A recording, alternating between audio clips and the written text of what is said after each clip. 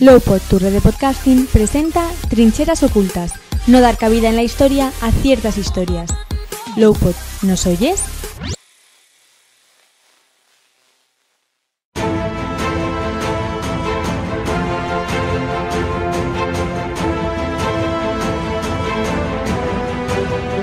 Bienvenidos un día más a Trincheras Ocultas.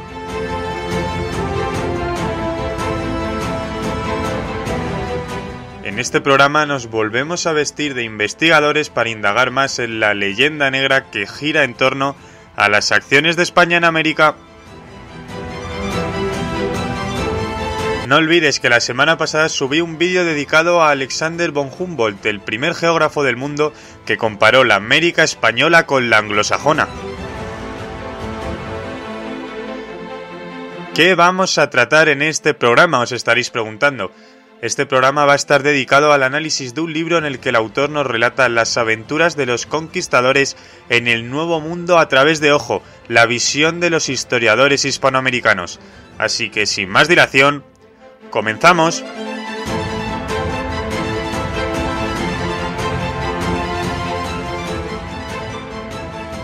¿Quién es el autor de este libro? Pues el autor no es otro que Enrique Fernández de Córdoba y Calleja, que murió el 8 de agosto de 2019 a la edad de 82 años. Este vídeo también va a ser un pequeño tributo a lo que fue su figura, que entre su colección de libros, por ejemplo, se encuentra La leyenda negra refutada por historiadores hispanoamericanos, que se publicó en 2017, en el que recoge todos sus estudios a lo largo de su vida sobre la leyenda negra. Se podría decir que es descendiente del gran capitán y del conde de Gondomar. Dedicó sus estudios a dar a conocer todas las andanzas de los anteriores citados. Este libro refuta la leyenda negra a través de testimonios de novelistas o historiadores del otro lado del charco, y yo creo que es que esto es lo interesante. Al fin y al cabo, hablamos de los antecesores de los que están ahora mismo en América. Ellos están ahí gracias a sus tatarabuelos, habría que ver dónde nos encontramos, que vinieron de España y se instalaron en América. Al principio del libro, para abrir boca, hace un pequeño resumen de lo que va a querer tratar. Básicamente te dice que los puntos importantes va a ser que la población indígena quedó realmente desamparada con la independencia y no estar bajo la tutela del rey de España. No olvidar que los criollos, que son los antecesores de los hispanoamericanos, maltrataron más que los primeros en llegar. Las mujeres indias preferían, y esto es otro punto que va a resaltar, la galantería de los españoles de la época que la robustez de los indígenas. Y ojo este punto que es muy interesante, el oro tenía un valor insignificante para ellos, lo tenían de adorno. En cambio, en Europa se importaba. ¿Ganaron los indios con las nuevas técnicas de producción y desarrollo a cambio de sus adornos? Y ojo a estos datos que voy a comentar, hay que sacar libreta y bolígrafo porque son muy interesantes y yo me he quedado de piedra cuando los he leído. Las universidades más antiguas del mundo. Una es la de Santo Tomás, que se encuentra en Santo Domingo, que se fundó en 1538. Otra se encuentra en Lima, 1551, y otra en México, 1553. Las universidades más antiguas del mundo comenzaron, como vemos, en Hispanoamérica. La imprenta, ojo, existía en México desde 1539. Otro dato interesante, según los estudios, el primer periódico diario del mundo fue el Daily Courant, publicado a partir de 1702 en inglés. Esto es lo que dice la gente. Pero es que en Perú en 1620 aparecía la relación de cosas notables del Perú, que algún historiador contemporáneo ya ha calificado de ser el primer antecedente al periódico. Y vemos que es que si dicen que el primer diario del mundo estuvo situado en Inglaterra en 1702, ojo, porque si nos íbamos 82 años atrás, encontrábamos que en Perú ya existía el antecedente a este periódico del que hablan.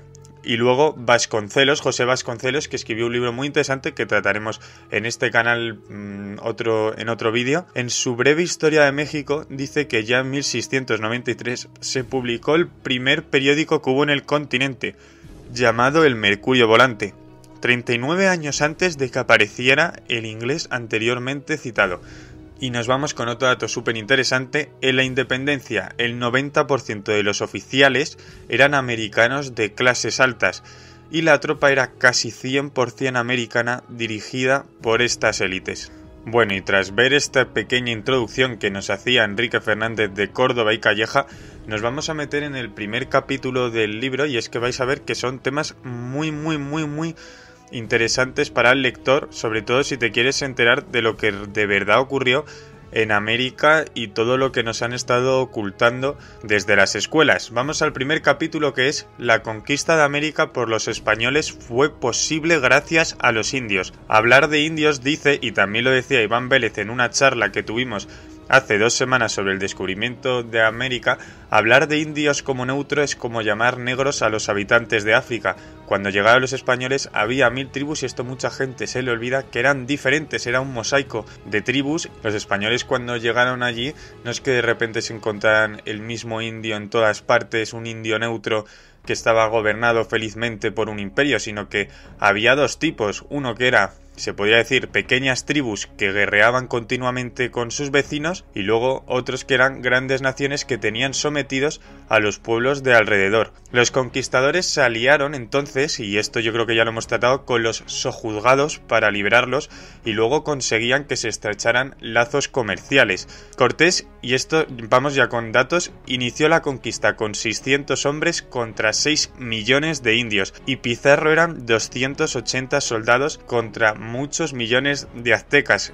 ¿De verdad alguien con 2 dedos de frente se piensa que 600 hombres, en este caso españoles, podían conquistar a 6 millones de indios en el caso de que se pensara que fueran neutros y que todos fueran a una? Pues la verdad que sería un poco complicado.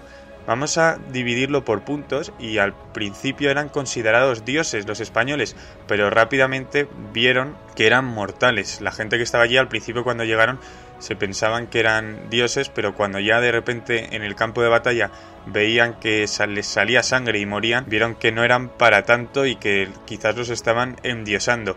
La verdadera razón, dice el autor, era el odio que tenían, la verdadera razón de la conquista era el odio que tenían las tribus vecinas a los aztecas e incas. Y vamos a empezar a ver qué dicen los historiadores hispanoamericanos. Por ejemplo, José Vasconcelos, en Breve Historia de México, dice: cuando llegaron los españoles, los aztecas en desenfreno suicida multiplicaron los sacrificios y las medidas de terror. En cambio, donde pisaron los españoles, se acabaron los sacrificios humanos. Esto decía José Vasconcelos, y nos vamos con otro libro, el de los conquistadores de Jacques Lafalle, que dice: México fue conquistada por 1200 españoles, 600 al principio, más los 600 de Velázquez, y 35.000 auxiliares indios. Si la conquista de América debe ser contemplada como una proeza, fue un éxito más político que militar. Y luego nos vamos a ir otra vez con José Vasconcelos, y decía: ocurría que cada vez que los mexicanos castigaban un poblado, era la costumbre tomar las mujeres para violarlas y a los hombres para comerlos. Cuando la guerra civil ocasiona semejantes atrocidades, lo natural es que el extranjero sea recibido como un libertador. Aquí estamos viendo cómo José Vasconcelos, un ilustre historiador mexicano, trata a los conquistadores como libertadores. Y llegamos a una parte que suele dar bastante que hablar, y es el armamento español. Y es que Enrique Fernández de Córdoba y Calleja dedica el segundo capítulo a la escasa superioridad del armamento español durante la conquista.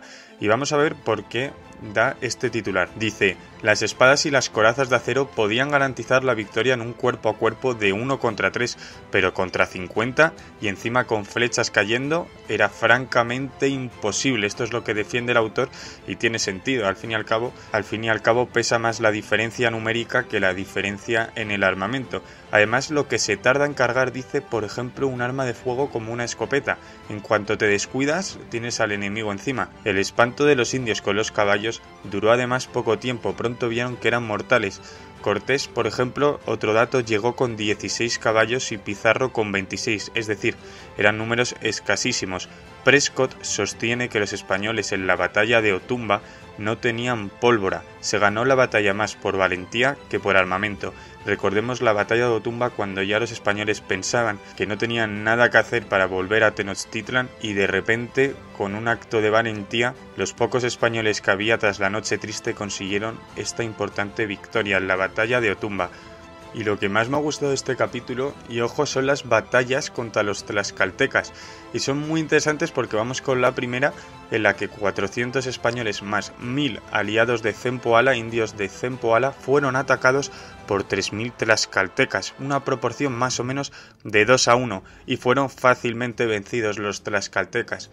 Y ojo, porque es que al día siguiente son atacados por 6000 tlaxcaltecas que son capaces de fingir una retirada, llevando a los españoles a una zona donde les esperaban otros 40.000 guerreros con su capitán general, perdonad si lo digo mal, Xicoténcatl, proporción de 33-1, y esto catalogando a los indígenas aliados a la misma altura bélica que los que estaban atacando en este momento, que básicamente habría que decir que sí, que es la misma altura bélica. Así que quitamos 1000 de Zempoala y 1000 de Tlaxcala y nos quedan 400 españoles para 45.000 tlaxcaltecas, una proporción, ojo, agárrense, de 110-1. ¿Y quién venció? Vencieron los españoles.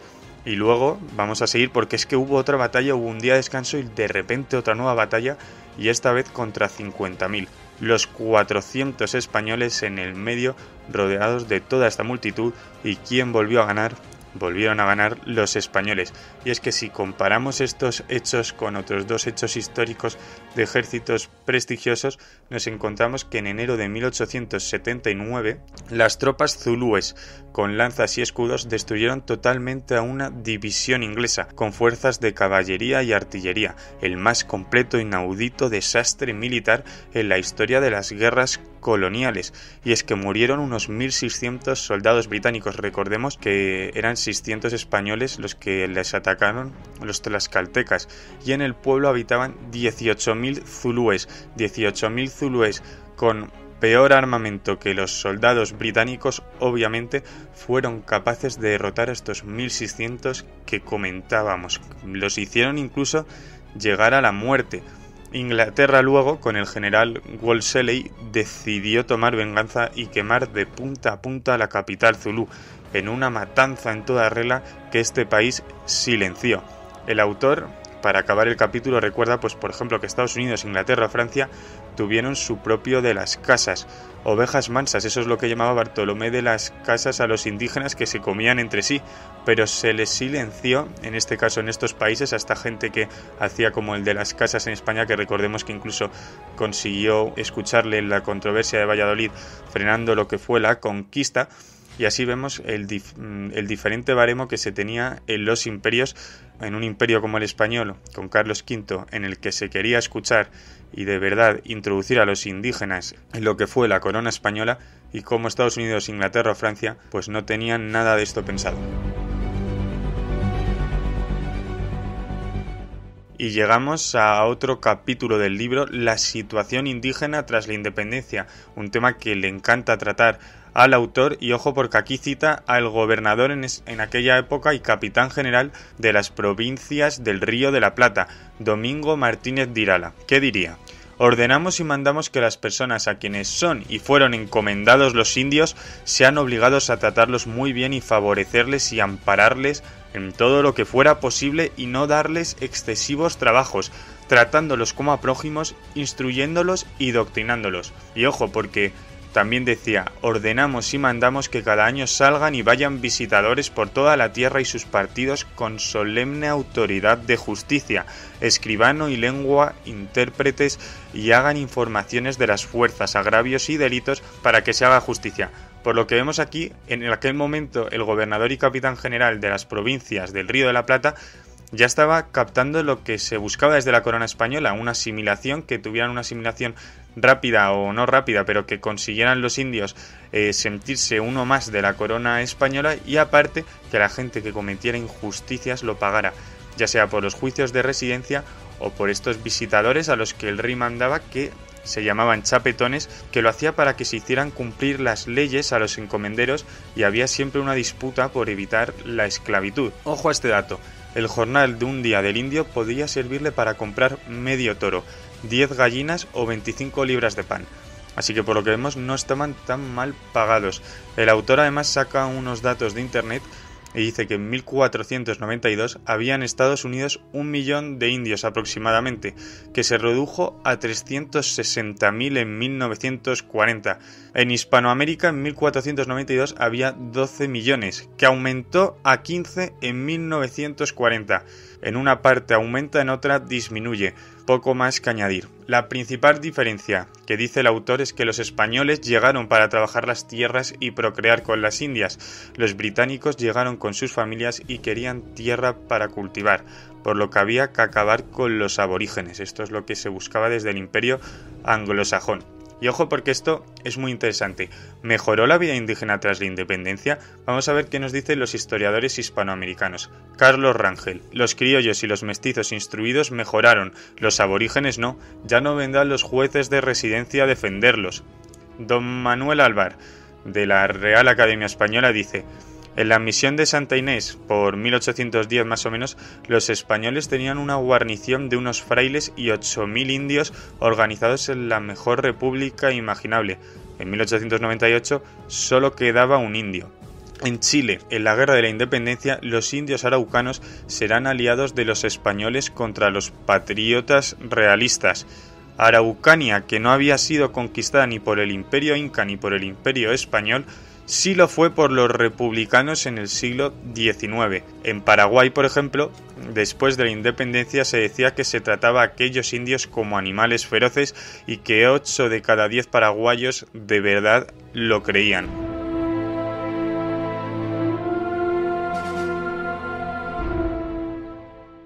Bueno, y llegamos al final de este vídeo, que tampoco lo he querido hacer muy largo. Dejadme en comentarios si queréis que los haga más largos, pero bueno, yo creo que 20 minutos está bien, y por eso os pido que si queréis un siguiente vídeo analizando este libro, el de la leyenda negra refutada por historiadores hispanoamericanos, de Enrique Fernández de Córdoba y Calleja, que me lo hagáis saber en comentarios o simplemente dejando un like para que yo vea que queréis que lo retome. Ahora os voy a decir los capítulos que quedan, que son también muy interesantes, y lo subo la siguiente semana porque el libro yo ya lo tengo leído y en verdad me pongo a hacerlo, y la siguiente semana vuelvo a grabarme 20 minutos y ya acabamos este libro. Siguientes capítulos: el mito de la violación de las mujeres indias, el oro que fue traído por España no fue tanto, la inmensa acción cultural española en América, los gobernadores españoles en Hispanoamérica, la guerra de la independencia fueron criollos españoles con la oposición del pueblo llano y de los indios. Estos son los capítulos que quedan por tocar, que si queréis dejadlo en comentarios, me dejáis también